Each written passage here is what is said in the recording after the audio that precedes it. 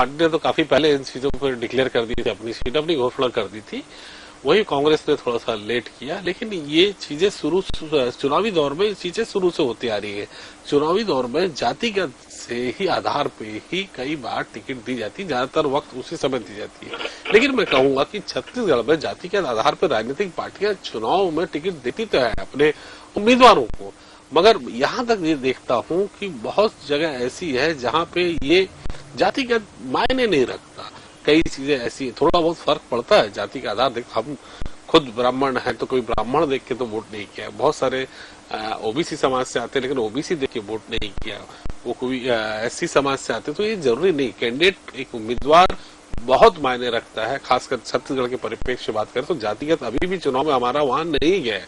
मैं 2018 तक की बात कर रहा हूँ कि अभी भी चुनाव हमारा वहां नहीं गया। आप देखिए कि जो हमारा रायपुर ग्रामीण क्षेत्र है, जहाँ साहू बाहुल्य क्षेत्र है, वहां से ब्राह्मण जीत के आते हैं।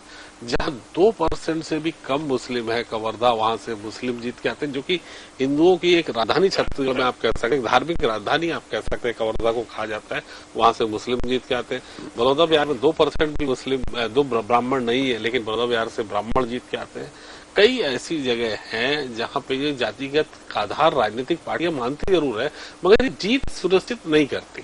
पहले प्रथम तो ये कहूंगा, दूसरी कि ये अभी फिलहाल जो सीटों में जहां पे नामांकन भरे जा रहे हैं वो हमारा एक ट्राइब क्षेत्र, आप मान लीजिए ट्राइब्स एक बस्तर बेल्ट में आप ज्यादातर सीटें वहीं की चुनाव नामांकन हुआ है, तो वहां उम्मीदवार जातिगत आधार पर राजनीतिक पार्टियां देती जरूर है, लेकिन जीत सुनिश्चित वहां नहीं होती। उम्मीदवार जो है व्यक्तिगत छवि कैसी है, उसके पास जो उसकी राजनीतिक छवि कैसी है, सामाजिक छवि कैसी है, ये भी एक आधार माना जा सकता है और मानते भी हैं। अगर आप स्वच्छ छवि के उम्मीदवार देने नहीं